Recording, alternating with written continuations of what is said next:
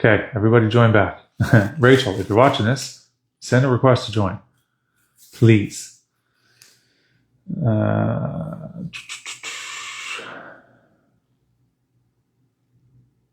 Why can't I add her?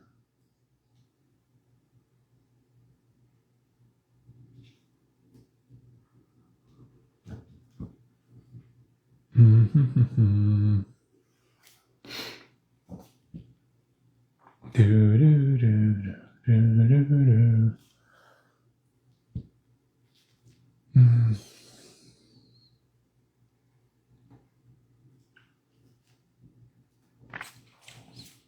Darren, nice. Sick, bud. Coming early.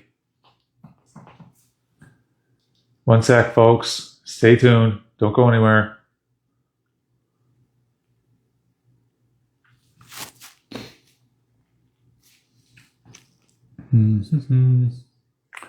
Frankie, Joe, man, the whole crew's here. Just give me a sec. We're waiting for Rachel to join up. Yeah, sick. The boys. Big D, there he is. One sec, folks. He should be coming on any second. The beauty of doing things live. Love it. Sick. Hey, you want to get out riding today? Give me a thumbs up if you're riding today. Yeah, there's some.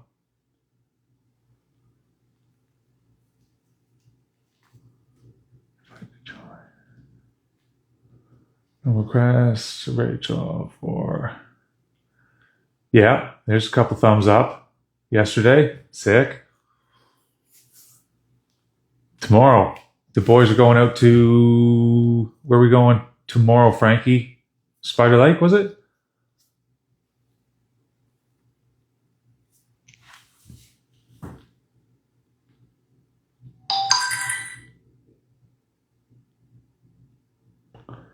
Fist bump Mark, my boy.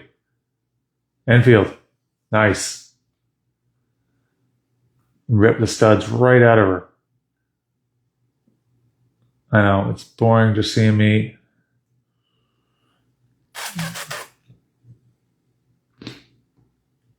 How does she do this?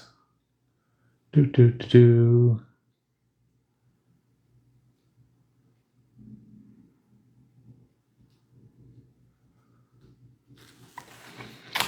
Enfield, Mark was seeing the work you've done on the shelter at the winter track. Looks dope. There she is. Nice. Boom. Accept.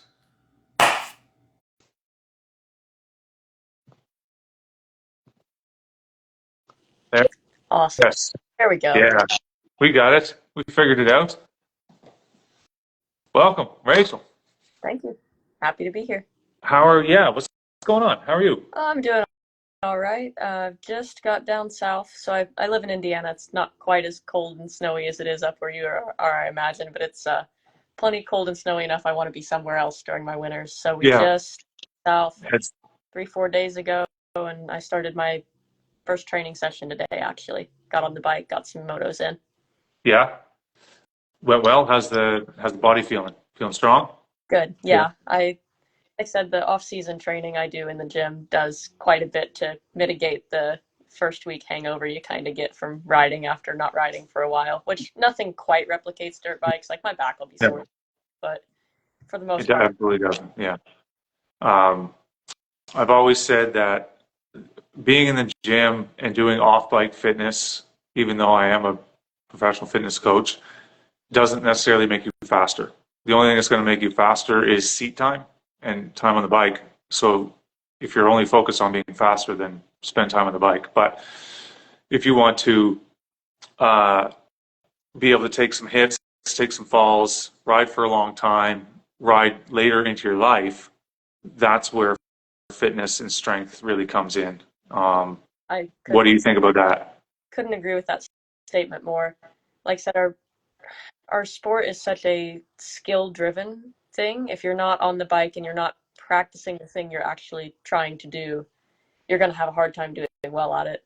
But of course, I feel like there's times I've really hit the deck and should have not gotten up from that, but because I do a lot of things off the bike to prepare myself for that, I mean, you don't want to crash, but it's inevitable, right? Yeah. You're gonna hit the ground. So being as ready as possible for that moment, I think, is really important. Yeah, absolutely. And that's, I think people get the misconception sometimes that I'm trying to make people faster by getting them to spend more time in the gym, and that is not what I'm trying to do at all.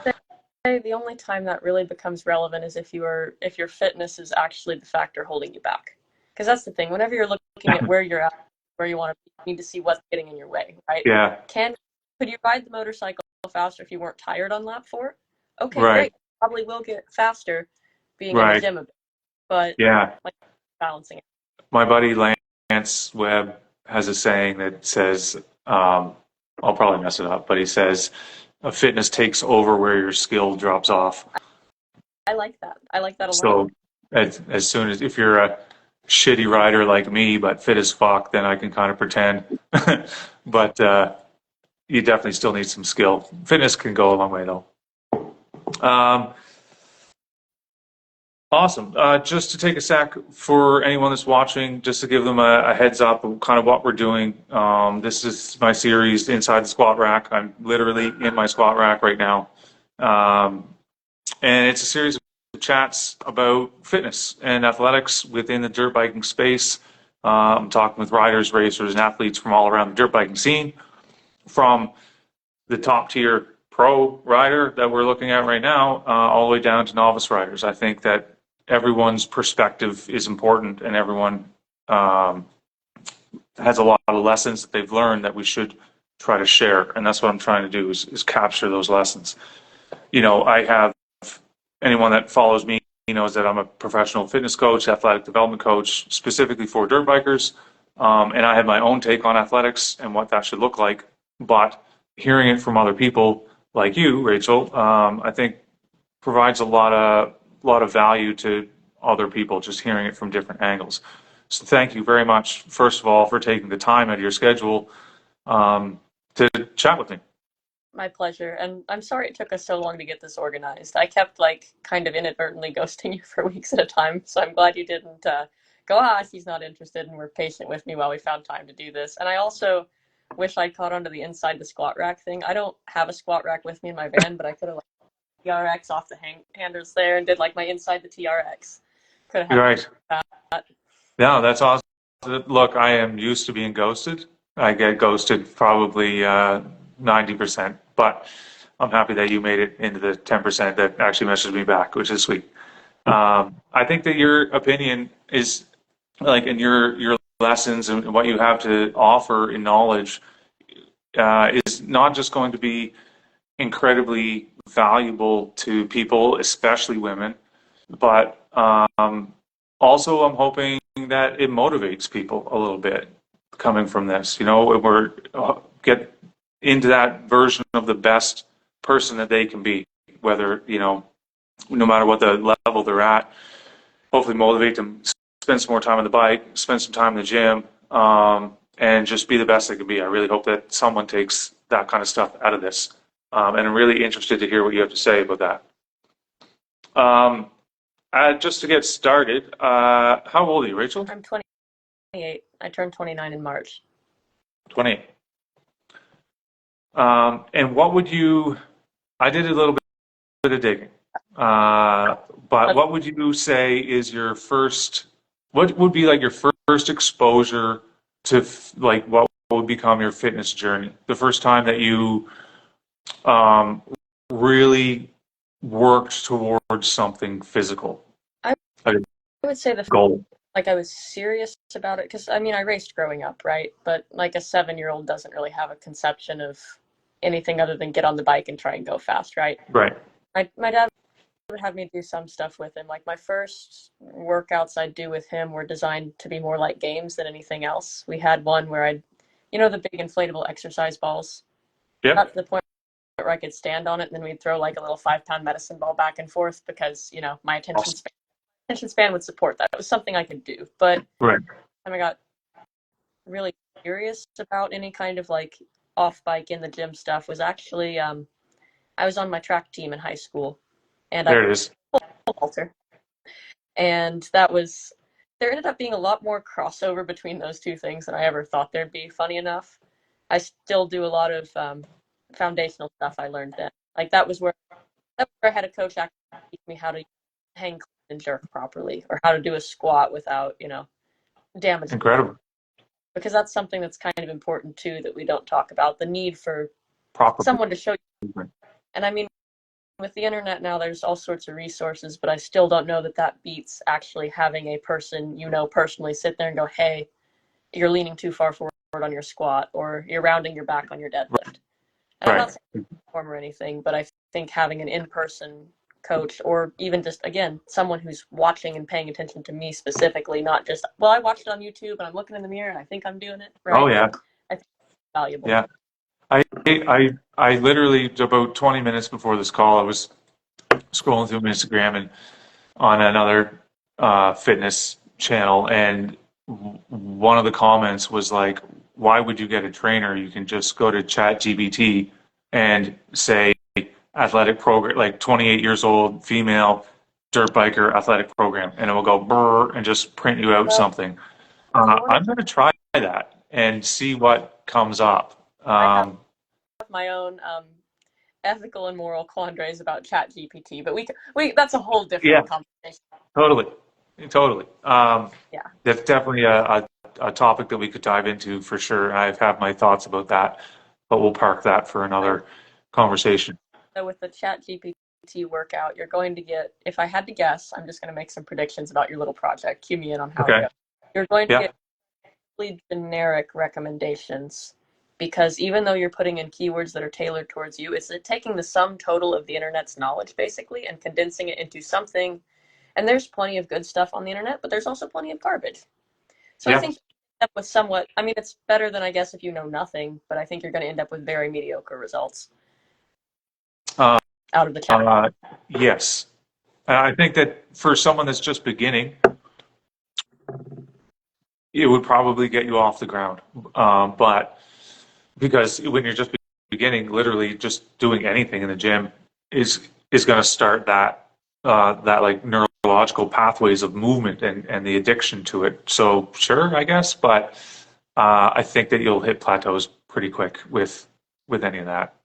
And then anyway, we're getting into the hole we said we wouldn't go into of like, so let's just park that because I have questions. Uh, Pole vaulting, track, your dad, your parents. Were your parents athletic? Yes and no. My dad was a racer growing up and through his early adulthood. Basically, I came along and then ruined that, right?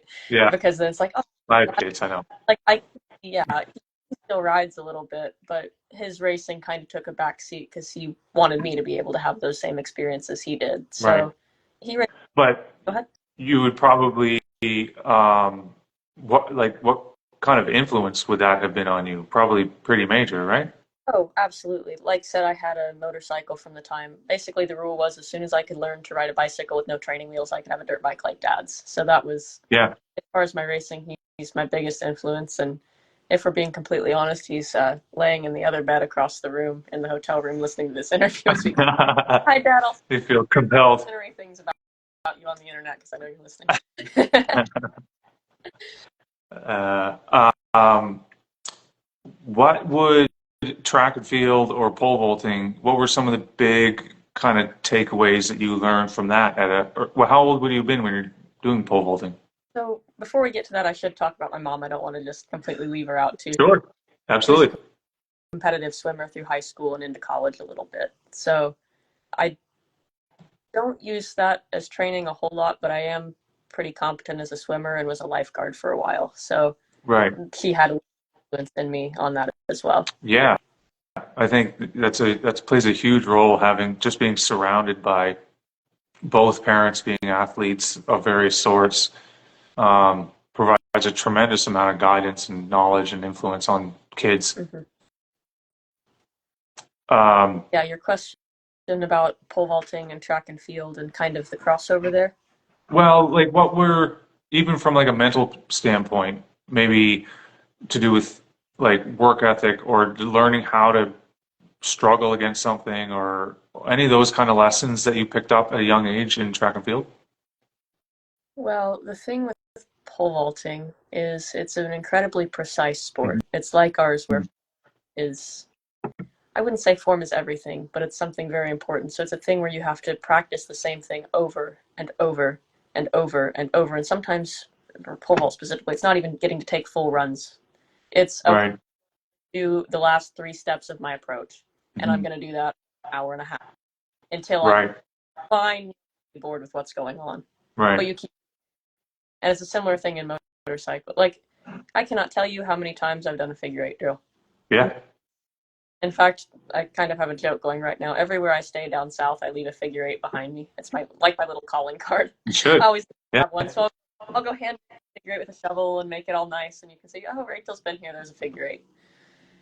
So I think the being patient while you learn complicated things that involve repetition. I think that was one of the big things I learned from that, and then a little bit of pressure from it too, because you get three shots at each bar, and then if you don't make it, you're out. Right. Everybody's watching. It's not like football or soccer where you can kind of get lost in the crowd. And sure, maybe for the goalie who blows the big save, like everyone's going to see that, but you can't hide anywhere. Like Right. so then when I went and raced enduro cross, also in high school, no, very different from being at a high school track meet with a bunch of people watching versus being in a stadium with the lights and the gate drop and the people. But I think that kind of helped prepare me for it too. Just participating in a very individual sort of sport. Hmm. That's really interesting. Did you ever have any, and not just in pole vaulting or track, but anywhere along the line, did you ever have a coach that really stands out in your mind or inspired you or left you with some kind of lifelong lessons? I would say most of my coaches have been good, but again, high school, I would have graduated in 2014, so that's been a good long minute ago. It's hard to remember life lessons from back that far. I do know that our coach, at least our high school coach, was very big on like you show up for practice, you show up for every practice, and you put in your 100% effort the entire time you're there. But I've Right. always been a 100% kind of person. I don't really know how much of that was already pre-existing and how Right. much nurtured. Like reinforced. Probably a little bit of both. Okay. And so you started riding when? So I started off a little ATV when I was 3 or 4 years old, something like that. And then, but I wanted a dirt bike like my dad's, but the Right. rule was a bicycle with no training. And Yeah. once I got the hang of that, I got a dirt bike. I would have been 5 years old. My dad was a KTM dealer, so I got a little KTM mini adventure. Like I always had the good equipment growing up. I was very spoiled in that sense. I never Sick. had to ride, never Yeah. had like had good safe equipment, and I appreciated that. I appreciate it even more as an adult now that I'm having to Yeah. sometimes equipment make sure it's good and safe equipment, right? Yeah. And then I didn't start racing until I was 7. I think my mom was kind of leery of the idea at first, like, I've watched my husband break himself into how many little pieces over our relationship. I'm That's not sure I what want my, that's what the mom's job is. and I don't think it had anything to do with my gender. I think it was simply, even if I'd been a boy, I think she would have been like, I don't know that I want our son or daughter doing this, right? Yeah.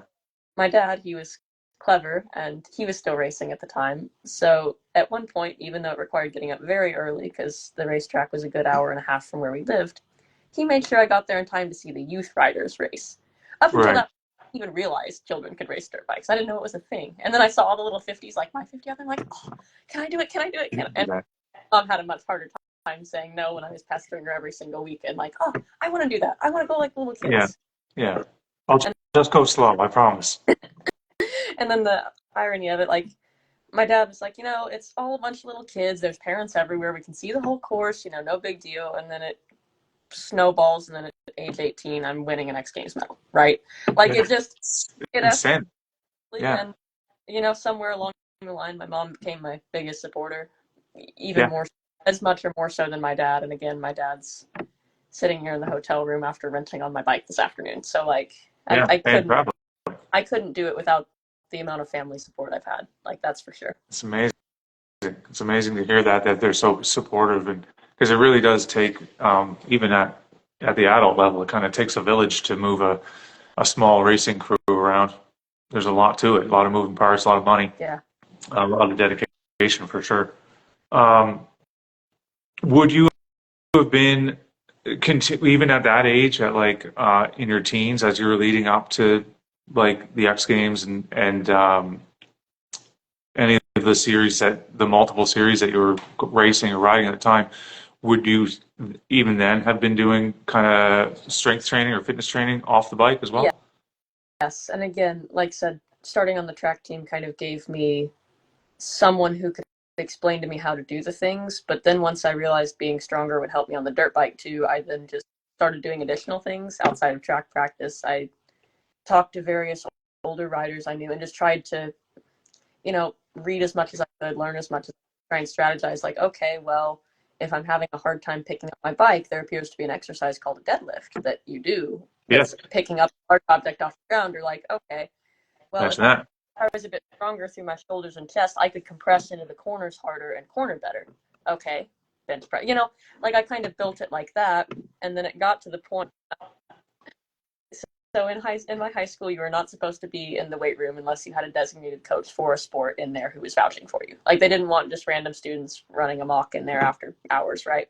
Right, And track was only a spring sport, and I didn't run cross country because I didn't like running. I liked flipping myself up in the air with the pole. I didn't care for the running part of that. Like it was a necessary evil to get me up in the air, right? right. So I made friends with the football coach, and he was because they did year-round workouts, and anytime an administrator came up there, he's like, "Oh, Rachel's with me," and they'd be like, "Really?" Because Yeah, I'm what, like 5'6", maybe 120 pounds soaking wet at the time over there training with the football players. right. But as Perfect. I was with him, it was all good. So I'd sneak into the gym outside of my track work. Even during season, it got to the point where, in fact, my track coach would sometimes get a little irritated with me because he's like, can you just stick with the workouts I'm doing? I'm like, well, no, but I'm doing this workout for this sport and this workout for this sport. I Right. think he was training myself, and that's been. I've managed to avoid Epstein Barr. I've never really dug myself into a hole overtraining, but I've definitely been one of the riders that more kind of flirts with the edge of that, maybe a little more than I should. Awesome. It's better to have, I find it's better to have clients or people around you that you need to rein in versus people that you need to really like push up. There's a difference there, and changing that mindset is challenging. It seems that that football coach that was getting you into the gym, I mean, even that in itself kind of left a lasting impression. I mean, you're here talking about it, Yeah, you know, 10 plus years later. You said you graduated in 2014. yeah. So it'd Makes me be feel. God, life. That's alarming. Yeah, but still, like that's those kind of relationships from your track coach and that football coach and your parents, those all leave like incredible, lasting impressions, which play a role for the rest of your life. It's incredible. Yeah. So, what style or genre of workout would you be doing now, like in the last year or two? Would that be like heavy into the cardio? You doing some like cross training into like maybe like combat sports or MMA or Pilates, yoga, weight training? What's up? So that is a terribly complicated question to answer simply because I periodize my training based on what sort of racing I'm doing in the moment. So what sort of Exactly. you I bet you love the word periodization, don't you? Oh, I I love it. I have my book. My periodization book is like right there on the other side of the door. Periodization is massive in coaching. My follow-on question to that it would be whatever your answer was going to be was how does it change throughout your race season? Yes, it changes dramatically throughout the race season. The one thing that remains the same, and I'm not always very good about this, I have to do it first thing in the morning or it just does not get done. I try and do 15 minutes of yoga a day. I think that, 15 minutes yoga. and if I don't do the yoga in the morning, I'll try and bully myself at 9 o'clock when I'm ready to go to bed after I'm out of the shower and I'm all warm from the shower to do 15 minutes of stretching instead. Just something to like stay loose. I found if I slack on, especially now as I'm older, like things hurt more. And I also I don't know if it really pans out, but I've been remarkably injury free over the course of my career. So, knocking on some wood there. Good. I think there are times when I hit the ground, maybe I just bend in really bizarre ways rather than things ripping or tearing, simply because I am flexible and really try and make a point to do that. Right. That's the one consistent. What Like, would, let's, for the rest of it, for any of the, like, whether it's strength or cardio or whatever it is that you're doing, let's break it down between, like, on season and off season. Even if the off season is short, like in between seasons, but like you're busy traveling time and you're less busy kind of homebody time. okay, so I would say my off season generally runs from Thanksgiving through early February or early January. It keeps getting earlier. Like our first sprint enduro is this weekend, Yeah. and I'm not stoked for racing this like the second or third weekend of January. It used to be we didn't start until mid-February on stuff with the Sumter National Enduro. So I'm a little grouchy. My season keeps extending itself on both ends. But during my time at home, I will do some long cardio, but it's almost always base. And I'll be honest, I don't like doing long cardio indoors all that much. Like I've managed, like I've got it worked out. I'll spend an hour on the rower, then an hour on the elliptical, and then an hour on a stationary bike or in the pool, and then that makes the 3 hours of cardio a lot less miserable than it could be. But I definitely prefer to do my longer cardio out on a road bicycle, just because I'm go or a mountain bike. I'm going somewhere. I'm doing something. Like it doesn't feel quite so much like work. And then, but that's like maybe a once a week, twice a week tops thing during the off season, just to maintain some amount of conditioning. Did you My say main in the off season, right? off Yeah. season. My main focus during the off season though isn't on that cardio, it's strength training. Yeah. Motorcycle. Okay. How much do you want me to nerd out here? To, as much as you can. So from my understanding, and please, you're the fitness professional, correct me if I'm wrong. There are two different metabolic pathways associated with cardiovascular training versus strength training. And Yes. unfortunately, the cardio pathway tends to have a either the two pathways can't be activated at the same time or they actively interfere with each other in some fashion. It also doesn't help if you're doing massive volumes of cardio. It's hard to get in a calorie surplus necessary to build muscle. Yes. Saying you cannot build muscle while doing strength training. Just saying it's going to be substantially harder, especially if you're on a bike for 3 hours a day and then road cycling for another hour and a half, and then you're exhausted by the time you get home and you're expected to do strength training, right? I mean, I'll still do it, but I think the results during the season, I find I can't really put on muscle. I can maintain what I've got, and I can sometimes make strength gains, right? But as far as like actual size, it just doesn't really come. So I spend my off season trying to get myself up to fighting weight. That way, by the time we get to Thanksgiving, and I'm an emaciated version of myself, I have just enough time to put all my muscle back on, and then we go right back into the cycle of cardio and strength loss. Does that Right. make sense? Absolutely does. I think there is a way to do it. It's difficult. It requires a lot of volume, is what it comes down to. Like you're talking, you're in the territory of like hybrid athlete, people that are wanting to be endurance athletes, say like marathon runners or ultra marathon runners, and strength trainers. It is totally doable, but it requires a new level of dedication, and it's a large volume of effort, and your nutrition has to be really on point for that to work. Um, Totally doable, but oftentimes outside of people's reach, um, from like personal health reasons or injury reasons or family reasons or job reasons, stress, all those things come into play when you're trying to do those two things. It does have its challenges, but not impossible. I definitely have some resources that I could send you afterwards on programming, uh, hybrid style. But when I've gone down those roads, it's just a ton of volume, and you need, if you're doing 2-3 hours of cardio once or twice a week, and then you still need um, to accumulate another like 10 to 12 hours of strength training throughout the week. It just takes a toll. It's hard to fit into most people's schedules. I think there's better ways to go about it. Maybe it's not necessarily, in my mind, applicable to a lot of people. Like, there's not a lot of reason to do it that way, but it is doable for sure. It means a lot of dedication, especially when you have like kids and families and jobs.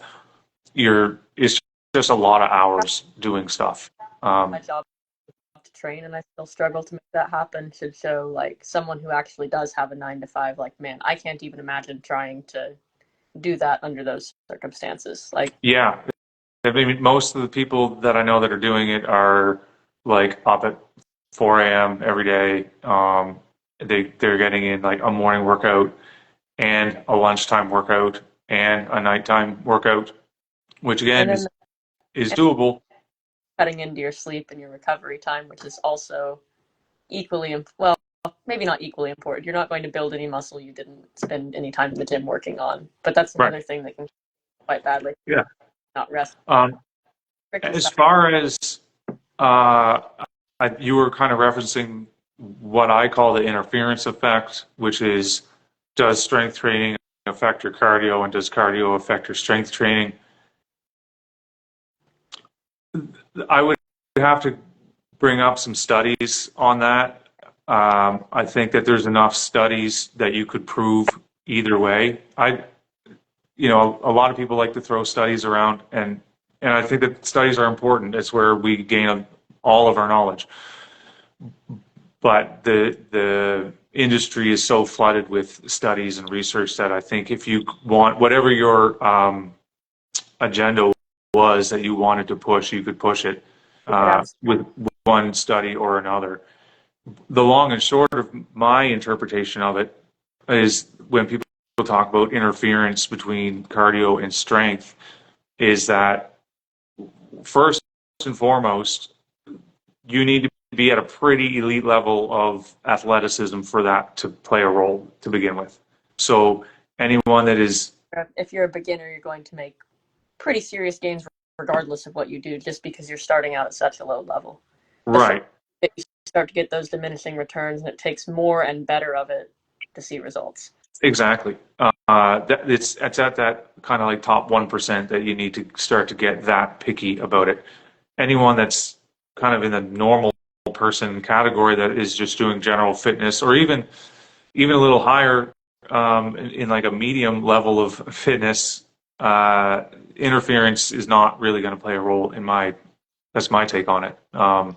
You would need to be doing you would already need to have a lot taken care of for that to be what's holding you back, I guess is another way to put it. So for like 99% of people, don't worry about interference effect.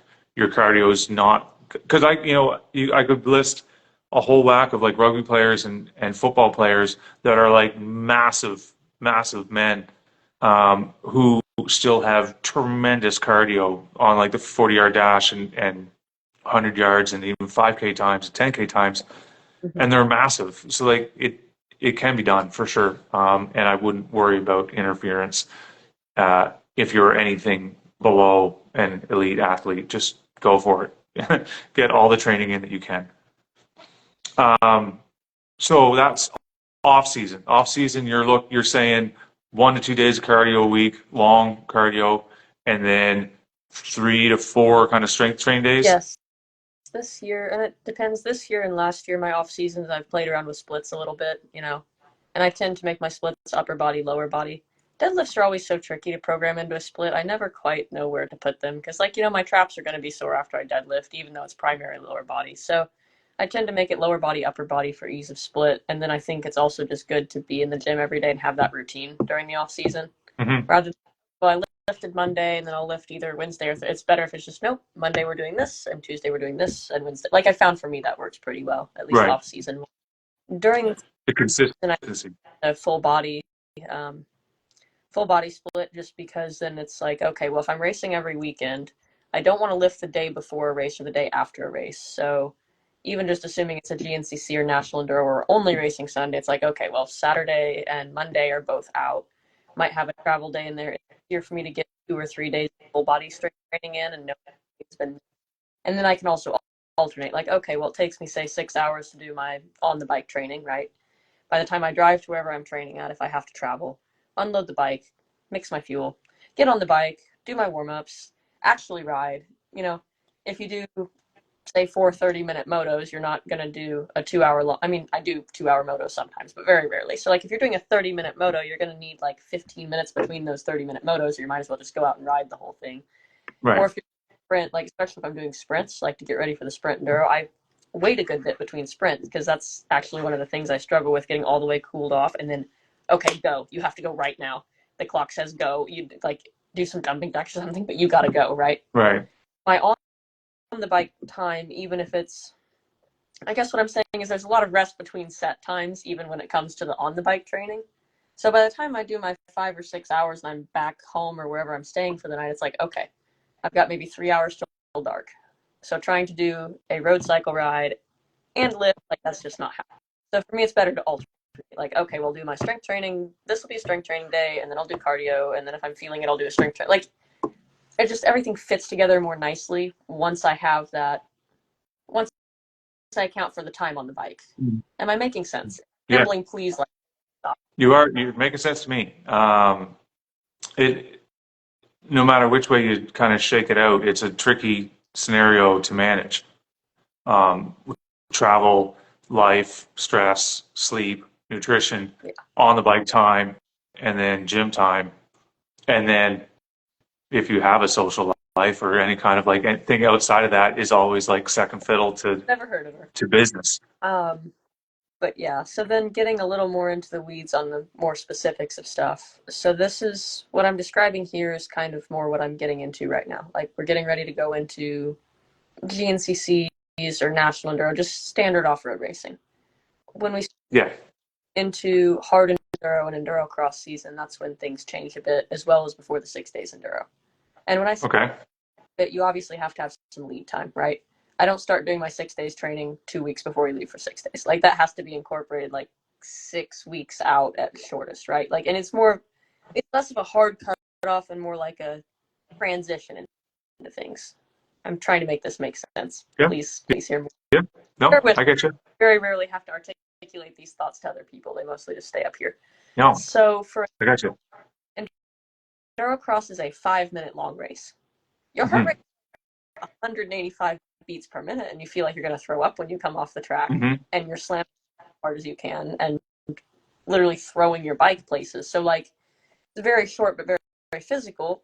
3 hour road bike rides are really completely irrelevant for anything like that, except having some form of base cardio to begin with. But I've spent all season having that, so I won't do once we get to like September, and assuming endurocross season is starting mid-September, October, I will not do anything that resembles long form cardio at all. I'm It'll happy to hear you say that. it'll be intervals at longest, or Yep.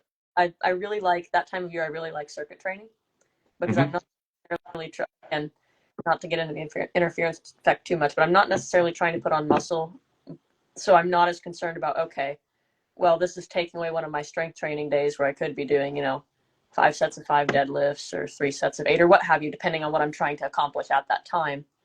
I can do 5 rounds of a circuit training and do, if I'm doing 5 rounds, 10 sets of deadlifts at 135 pounds, and that's fine. Like, that's good Hmm. enough. That it's more about getting my heart rate up really high under a load. Right. I mean, 130 much. I have a max deadlift of 260, but like when you're doing it fast after you just did a minute sprint on the rower, and now Yeah. you're doing 20 box jumps and like kettlebell swings. Like I work my way through it like that. I found that is what gets me ready the best for endurocross type racing, even though the circuit itself ultimately ends up being a bit longer than the moto itself, right? Totally. I'm really happy to hear you say that. I'm a big fan of circuit training style, depending on the goals of the client, and what we've accomplished before that. There's kind of a time and a place. Again, periodization, choosing how and when you're going to place those. Uh, but if for me coaching you, which it's not, I like what you said there about like kind of dropping the long cardio leading up to something like that, and really focusing on the high intensity circuits and some interval training on either an assault bike or a rower. Incredibly valuable stuff, in my opinion. There's kind of, I think from a mental standpoint, it also teaches you how to suffer, which I think is, yes, if you make it yes, is more miserable than anything you're doing in a race, the race right. suddenly becomes. Um, I, I also believe, again, it kind of depends on the client and the situation, but um, you said that you don't train after a race, and there that you did say that, right? Like when you finish a race weekend, you don't train right away. Okay, so yes and no. I almost always take the Monday off after a race because Right, I found right. that not because I can't train on Monday, but then my performances reduce the rest of the week. Like I get a better overall training volume in if, someone just asked, I can see questions down there on the bottom. I didn't realize that. Someone just asked about this circuit. Never would have looked at circuits like that. So later remind me and I'll list the actual circuit I do because that could be kind of fun. Yeah. But Also, this entire thing video will be uploaded to my YouTube channel to watch again later. So anyone that's watching can go back and review it. excellent. I'll play around in the comments there too, maybe answer some questions if people have them after the fact. Yeah, I think I'm not sure, but I think when we end the video, the questions go away. So if you want to take any time now to answer them, feel Oh, free. okay, yeah. While I chat with you. Endurocross / hard enduro circuit I start out with a minute sprint on the rower, and the reason I do a minute sprint is because the screen on my rower has been broken for 8 years and I can't do a distance sprint. So I Right. just and hold myself accountable to be keeping a pace. Like it'd be cooler if I could do like a 200 or whatever would amount to about a minute, right? Hmm. And well, I guess 250 probably be too. Anyway, I'm getting into the weeds too much. So a minute sprint on the rower, and then 250 cows on a rower? Is that what you said? I was going off of meters because I Oh, want to say meters. your pace is about 2 minutes, so 250 would be about a minute ish if you're rowing really hard. Yeah. Yeah. Okay. Uh, Math was never my strong subject in yeah. school, so I don't know. I need to see it in front of me. a minute sprint on a rower, and then I do 12 deadlifts at body weight, and then I'll do 10 push-ups, 5 pull-ups. No, okay. Okay, sorry, it's been a while since I've done this. So 12 deadlifts, 100 jump ropes, 10 push-ups, 5 pull-ups. If you can't do pull-ups, TRX rows, but do like 12 of them. Make it more than 5. Make it burn. Yes, and then I'll do box jumps onto a bench, but without a pause. So because if you're doing a big box jump, you like stop and pause and set into it, and really, this is more Yep. like pretty low height for me. I'm never moving like jump on, jump off, jump on, jump off. Then go into 15 kettlebell swings. I've got a 50-pound kettlebell I like to use for that. Got one of the big boys. And then I'll do 20 overhead medicine ball slams, like bouncing it off the ground. I've got one of the Right. rubberized ones nicely. And then repeat with the rest and do it until you can't, So which for me that's is like, is that 1, 2, 3? That 5 movements? okay. Rower, Rower, deadlift, jump rope, skip. push up, pull up, box jumps, kettlebell swing, medicine ball slams. So 5, 6, 7, 8 movements. 8 movements in one circuit. And I Okay. want to, I don't have my whiteboard in front of me, but I'm pretty sure on my hot time I've gotten down in the 21-minute range for the 5. Okay. Interesting. So that's for whoever asked that, that's the top secret endurocross circuit. Top secret, don't share it with anybody. Um, that that's really interesting. I would not program a circuit like that personally. It's really interesting to hear you say that. Yours would be different. Um, I like to keep circuits, no matter what the circuit, in my opinion, it should be like 4 moves max. Okay. And what's your theory behind that? Volume. Okay. I would do, again, I would have to kind of dive deeper into the weeds on how long and how many reps and how many weights or how much weight for each one of those. But I would typically when I'm running like a periodized program on someone, uh, we're focusing on one kind of area of improvement at a time. I run like about every 6 weeks. I'm reassessing a client. So they come in, they get a reassess, they get an initial assessment, and I've kind of got I call it like a kind of a mental database, although it is loosely written down, of kind of where you need to be a good dirt biker. And when I first see someone, they're sometimes really good in cardio, but they got shit strength, or they've got great strength and they really suck at cardio, or some kind of mix in between, or maybe they're really immobile and can't move well. So their program starts from the beginning of kind of, highs and lows of where they're better and where they need some work. And where we're always going to be raising up the bottom of that graph. So maybe let's say their strength is really poor, but their cardio is good. They'll get a strength program. And even strength is broken down between kind of upper body, lower body, to see where their areas for improvement are. And we'll bring that up kind of in 6-week blocks on individualized to the client. Now, that's not to say that, just for ease of conversation, let's say we're talking squatting. Your squat is really weak, but your cardio is good.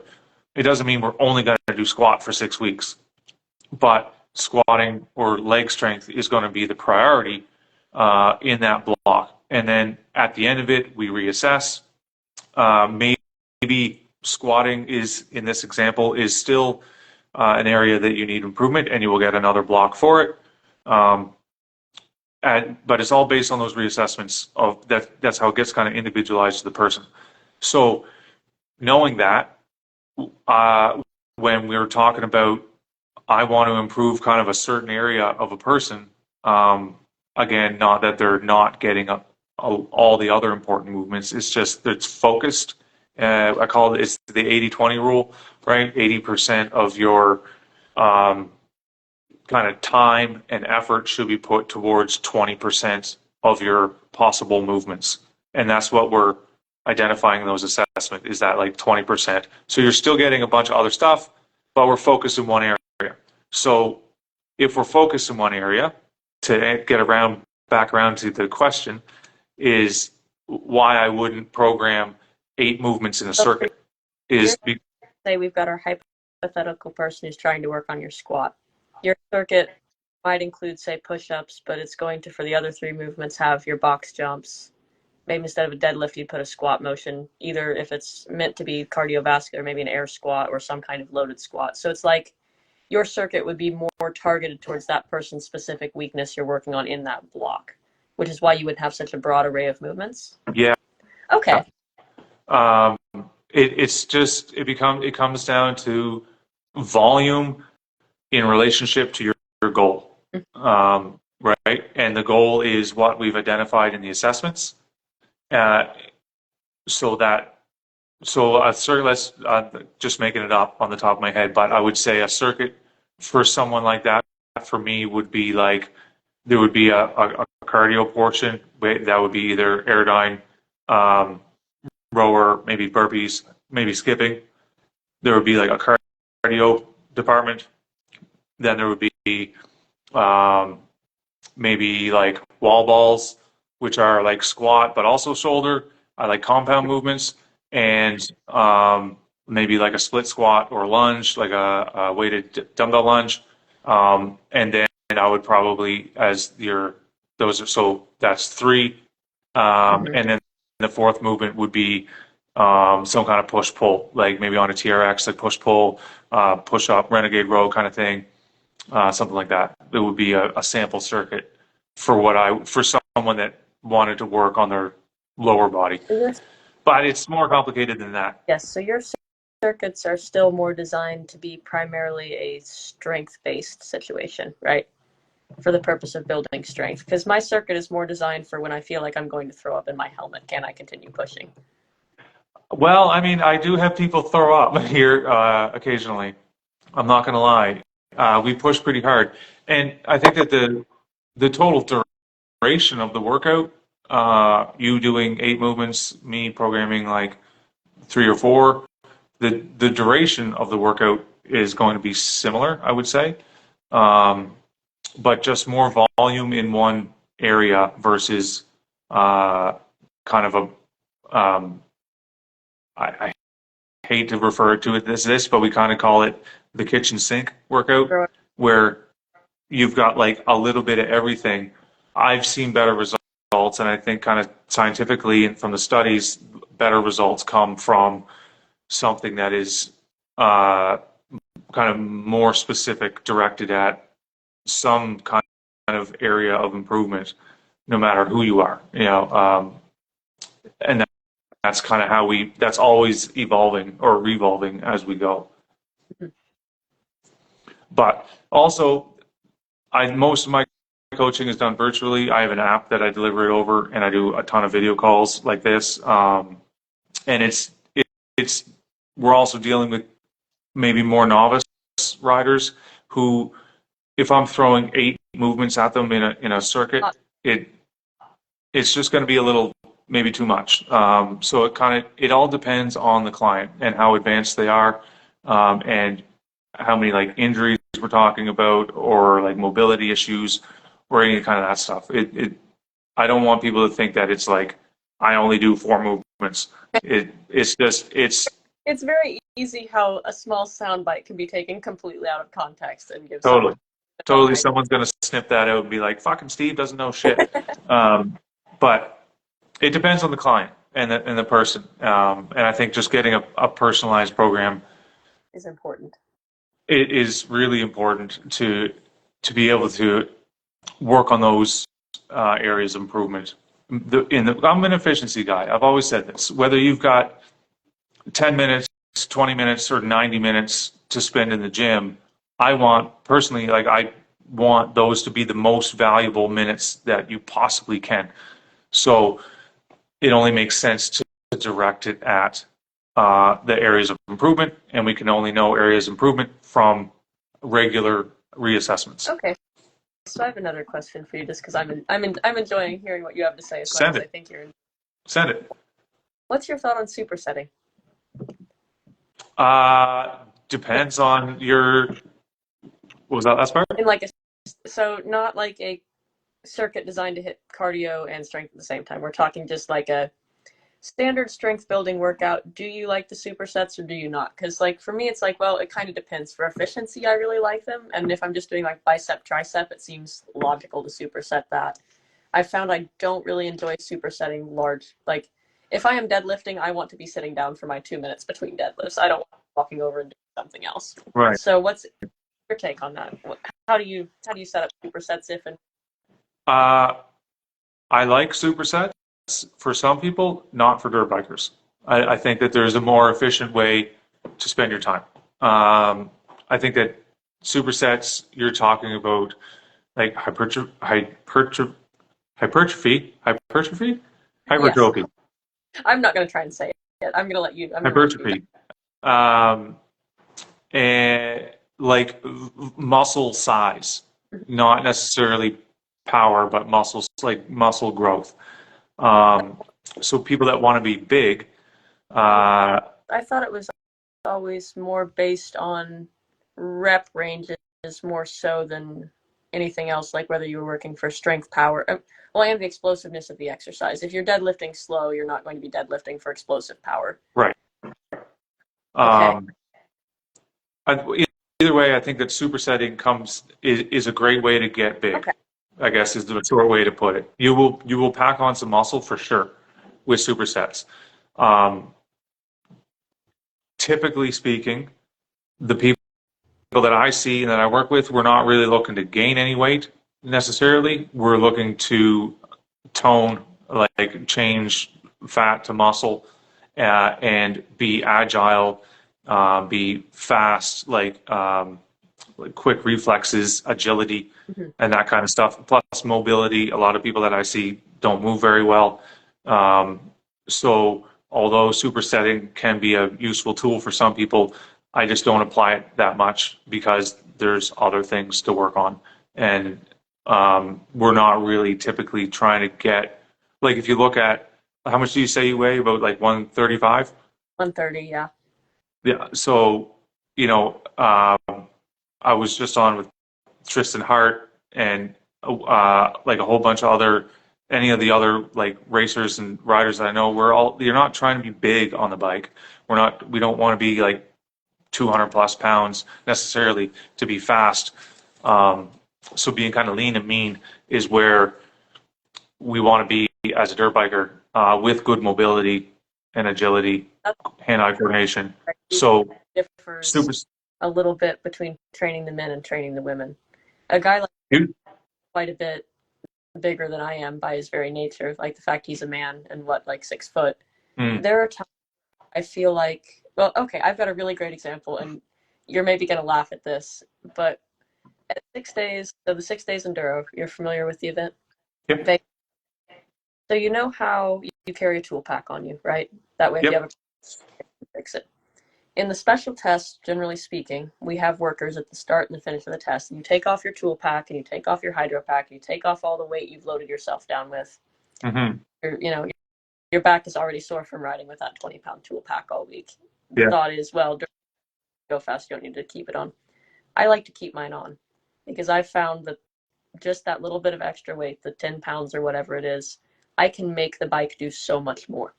really. Not even Traction. having the weight to throw around. When you're only 130 pounds to begin with, the motorcycle doesn't respond as well to you, I think, as it does to someone who's bigger. It's physics, right? Right, absolutely. So for me, being on the smaller side, gaining physical muscle mass for me is not as important as gaining the strength. Like if I had to pick one of the two, I'd rather be obviously stronger and smaller than just big muscles and not able to do anything with them, right? But for me, I would consider gaining muscle to be a major benefit rather than something I'm trying to avoid. But again, it's very I think the theme of our little talk today is tailored to the individual and their needs. Right. If I have a theme, and even though both of us probably do considerable amounts of strength training, what Tristan's doing is going to be very different than what I'm doing, just because. Totally. I guess I'm more, just to be clear, like I mean, like in a lot of the men I meet are like, I want to be huge, like big, big, not like medium big, like big, big.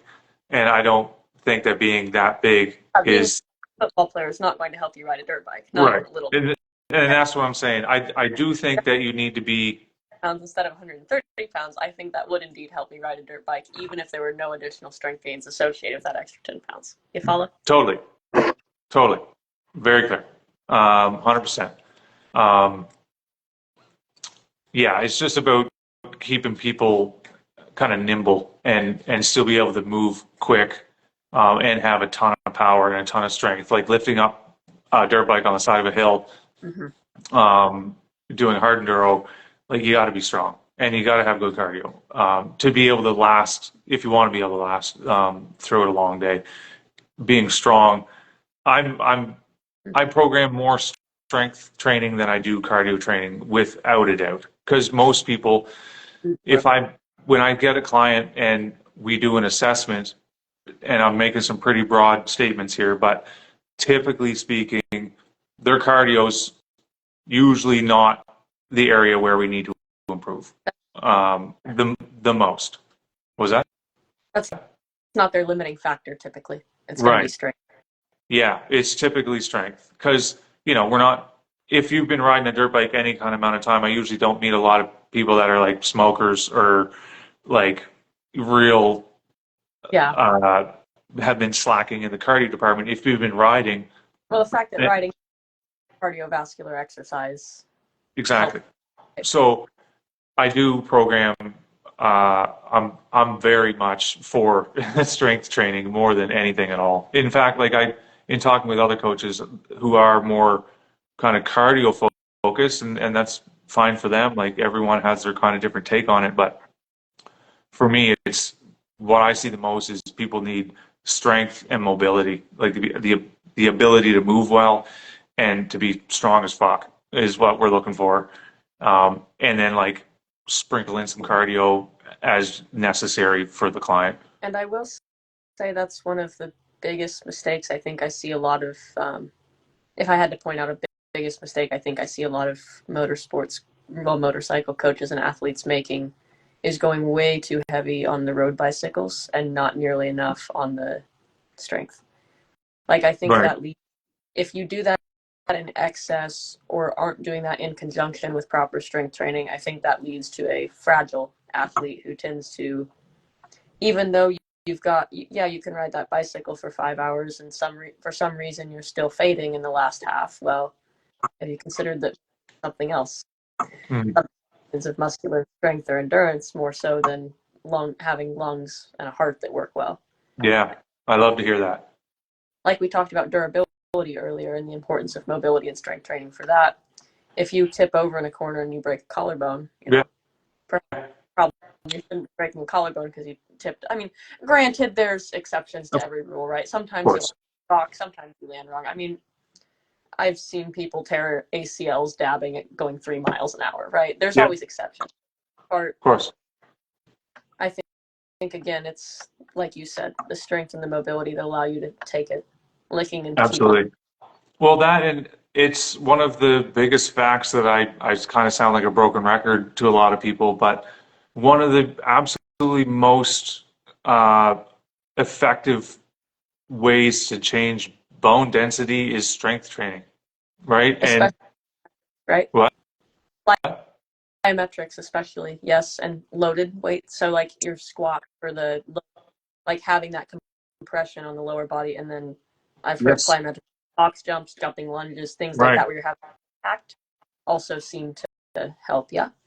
Yeah. I was just, if you saw me looking that way, I wasn't ignoring you, but I have my program, one of my clients' programs written on the wall right there, which is literally um, like the first one, two, three, four, five, like the six movements which would make up the warm up is all plyometrics and agility and speed work, and then like but at a lower weight, higher rep, um, and then their circuit is three movements, and those movements change like day to day and week to week, of course, but to like get in the whole gamut over the course of a like 6 or 8 or 12 week session.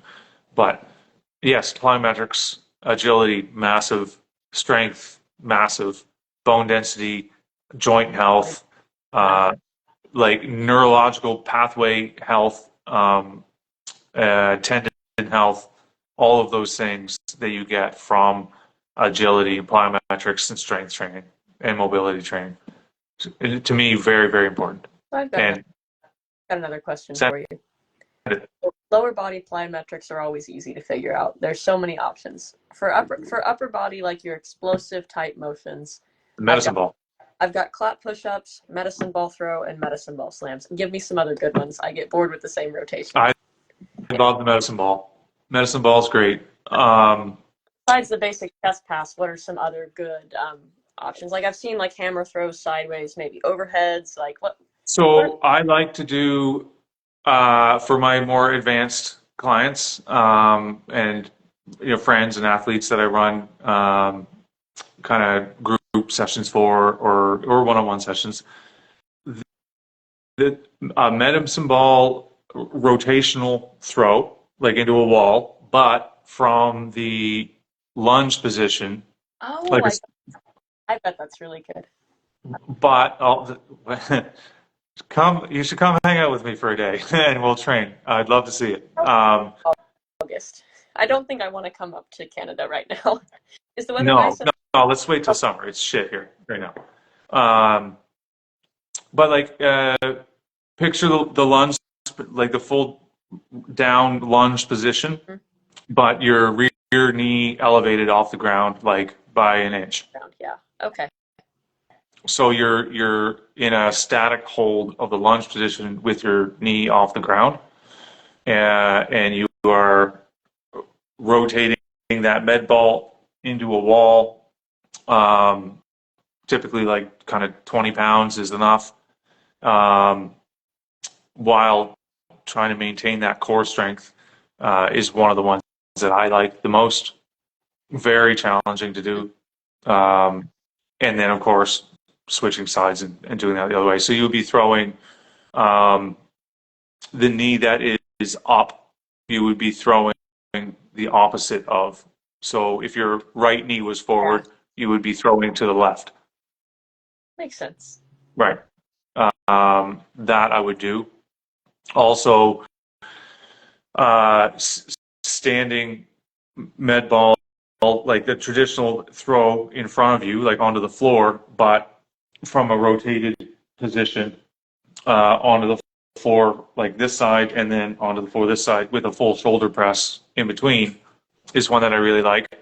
And you can adapt that for difficulty or scale that to difficulty from kind of feet shoulder width apart to feet together to standing on one foot to then standing on something imbalanced, like you had spoke about standing on a yoga Oh ball, yeah, right? That kind of stuff. Scale accordingly up to that. It takes time, of course, but a rotational med ball throw onto the ground, scaled up for difficulty, is another one that I really like. nice. I have a strength workout due tomorrow, so I think I will try some of those and report back. I'll send you a reference video for those. Um, and then yeah, you had mentioned like clapping push-ups and that kind of stuff. They're all really valuable as well. And a lot of people often forget just throwing something like a ball or like a javelin style. Um, just even with your wrong hand, like everyone knows how fucked up you get trying to throw a ball with your wrong hand. But it's valuable to do. So how do you feel about the big Olympic lifts? Your snatches, your hang cleans and jerks. Do you like them? Do you not like them? I like them, but from an efficiency standpoint, with clients, I typically don't program them that often.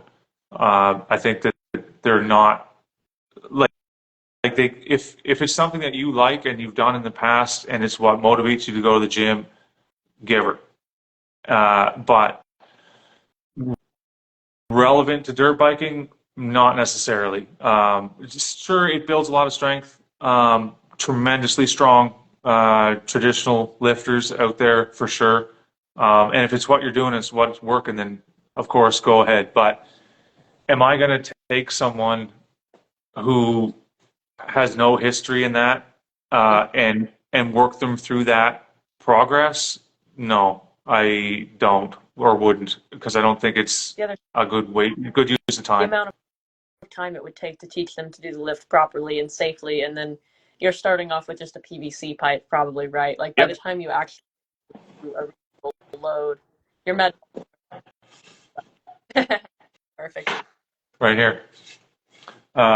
Yeah, it's awesome movements for sure, but not really applicable. I don't think. Again, if it's what you're into, sure. That's the thing about what I like about fitness is that there's like more than one way to skin the cat, as they say. And have you heard the other part of that? Uh, Many, do tell. many ways to skin a cat, but if you try and use all of the ways at the same time, you're going to end up with one mutilated cat.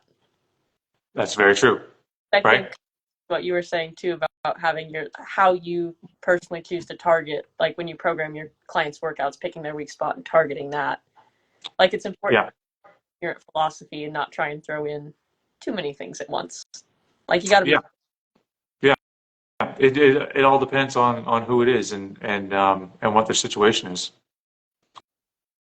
Um, okay, women specific. Okay. What's uh, what would you say about the value of exercising for women in dirt biking specifically? More so than the men. Totally. I feel bike training is even more important than it is for male, especially in terms of strength training, which again has been another theme of this conversation. Hmm. Like, okay, I can't remember the last time I saw my dad do anything that involves strength training, right? But he could still pick me up and throw me like a toy. Right. Guys, because of their larger build and testosterone and higher muscle mass naturally, they can get away with a little more than we can, is how I like to I put it. say that. I say those exact words all the time.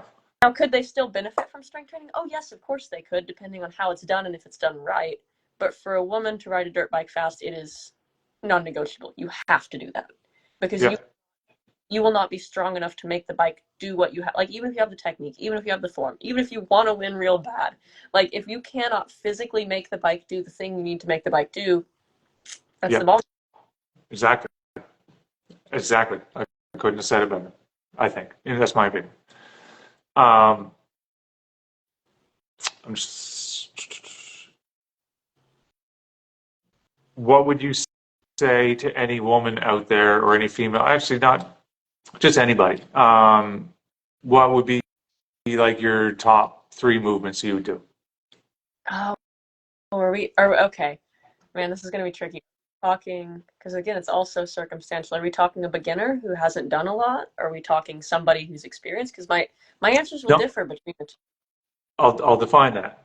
Okay. The movements that over the last 10 years have given you the most value. Push ups, pull ups, deadlift. Nice. Keep it short and simple. The nice thing, especially about the push ups and the pull ups, they can be done nearly anywhere. If I can find a tree branch or I have my TRX and something to hook it to, I can do a pull up. Yeah. I could do a push up or the hotel room. Right. Deadlift, that takes equipment and time and effort, but I think it's just one of those motions that hits everything. Like almost every muscle in the body, it seems, plays a role either in stabilizing or the actual lift of a deadlift. So for me, that's a lot of bang for the buck. Yeah. Now, I wouldn't necessarily have a beginner deadlift because, again, they need to work up to that. But I could absolutely Totally. have a push-ups on their knees if they can't do full push-ups, and you can what's what I'm looking for, inverted rows. There's, but I don't know. I think though, like if I had to pick three, those would be my three. Okay. I'm writing that down. It's written in stone now. Deadlift, deadlift, and deadlift.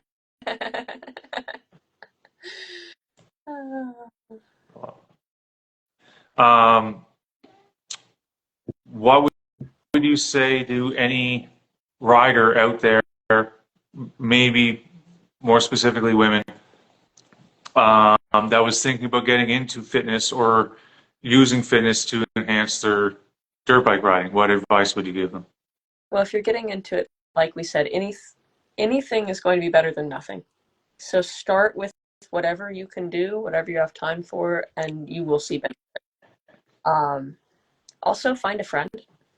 I found especially that I don't often have the luxury of training with other people. The way my schedule is and where I have to go and what I have to do, a lot of times, even on the bike, I spend a lot of time solo riding, and it's kind of a bummer.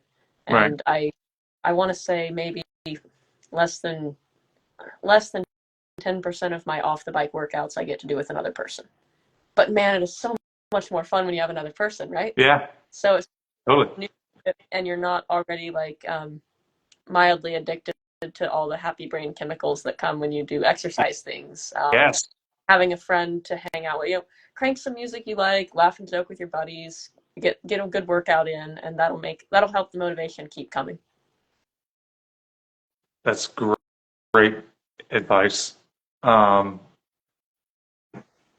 is there any, just looking at the time, I mean, I would stay on here and chat with you for another 10 hours if I could, about this. It'll be a 30-minute interview, we said. Over and done.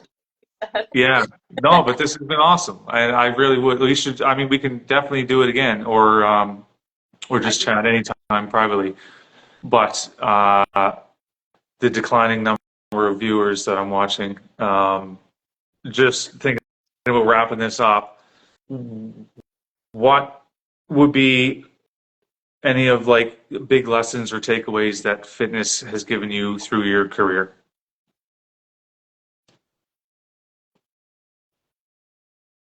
I think probably it has less to do with my career though. That's the thing. It's more about I like I like having the freedom to move through the world the way I do. I like being strong enough I can grab all 5 of the bag of groceries and haul them into the house. I Hmm. like, if, say, for example, the gutters need cleaned and I forgot a ladder, you know what? I can still find a way up on the roof. Yeah. Just, I like running and jumping over puddles just because I freaking can't. Like, I'm 7 years old. I like being able to do that stuff, and I would like to continue to be able to move like that throughout as much of my natural lifespan as is possible. And we participate in a sport where you can get really fucked up, like really fucked up. Yeah. And no real getting around that. But I like to think the less messed up I can be by the end of my career, and if I can do that by being fit, and fitness also all by itself enables my ability to do the things I want to do in my life from now until I'm dead. That's what matters the most with fitness for me. That was really not a coherent take home, but I hope if you listen to it in its entirety, something made sense there, speaks to somebody. It does to me. And if I, although my opinion might be as skewed as anyone else's, if it made sense to me, then hopefully it made sense to as many other people as we can. Cool. I really can't wait to look back and reflect on, because I've got many more of these lined up, and this is episode 4. And just gathering that information from you and from everyone else before you and after you. I can't wait to look back at it. I'm going to I've been taking notes throughout, and to compile that all and share it with the world is something I'm really looking forward to doing. And I just really want to thank you from the bottom of my heart for being real with me, and sharing those perspectives and your experience. Thank you for having me on. This has been really fun for me. I don't know if you could tell I was enjoying myself this whole conversation. And Like I said, we should do like an episode 2 of this, and just dive in farther. And I'm definitely looking forward to catching the rest of your episodes to see what words of wisdom various other pro and amateur riders alike might have for us. Awesome. What is next on the calendar for you? You're racing this weekend, right? So U.S. Sprint Enduro this weekend, and then of all things, I'm doing an ice race in Wisconsin. Don't ask. A very close personal friend asked me very nicely to come do it with him, so I am driving to Wisconsin. I hate the cold. I despise the cold. I couldn't be Canadian. Wisconsin's like the worst for the cold. The fact that we're racing on a frozen pond tells, like, if the pond's frozen enough, I don't want to be outside. I don't want to be part of I agreed to do it, so that should be an interesting experience. And then I want to say I've got a race every weekend from now until maybe April. So it just time of year it gets busy, like Sprint Enduro, National Enduro, GNC, Sprint Enduro, like just bam, bam, bam, bam, bam. As far as my season calendar, I don't entirely have that worked out yet. I was maybe going to go do Enduro GP again, and my plans for that somewhat fell through. So I'm still trying to see what I can do here in the States. But with my main focus wanting to be the first American to ever win a GP title, Enduro, right. My racing is going to be kind of tailored towards that long-term goal. So I plan on doing most of the sprint enduros. I want to do quite a few hard enduros because the extreme test was actually kind of a weak point for me at Enduro GP, which was surprising. I want to get more test and ride time on the two-stroke because that's a better bike for over there. And I'm not saying that this year is a throwaway year. I still would like to win a national enduro championship. I still think I could win. Well, Shelby's hard to beat, but I'll definitely try and give her another run for her money in enduro cross. But I'm probably not going to be doing as many GNCC type things because I think that's the least applicable to what I really want to do and be successful at. But okay. I'm in town, I'll do it, right? Like, yeah, there's a absolutely. GNCC in my house, or like this whole time I'm in the South, I'll do the first 3. But so pretty busy year ahead, but almost all of them are. So we'll see what happens. Awesome. Well, I'm looking forward to, just following you on Instagram and social medias. Everyone loves you. You've got a tremendous following, and I get such a kick out of watching you race and catching your updates. So I will definitely be doing that as usual. So anyone that's watching, obviously watch Rachel race, which is going to be rad. She's going to kick ass as usual. And if you'd like to learn any more about programming or athletics, or fitness, send me a message or just check out my Instagram page and see what I'm all about. Send me messages anytime. I'm always up for a chat about fitness. So on that, thank you so much, Rachel. Let's keep in touch. For sure. Take care. Yeah, you too. Thanks. Bye. Bye.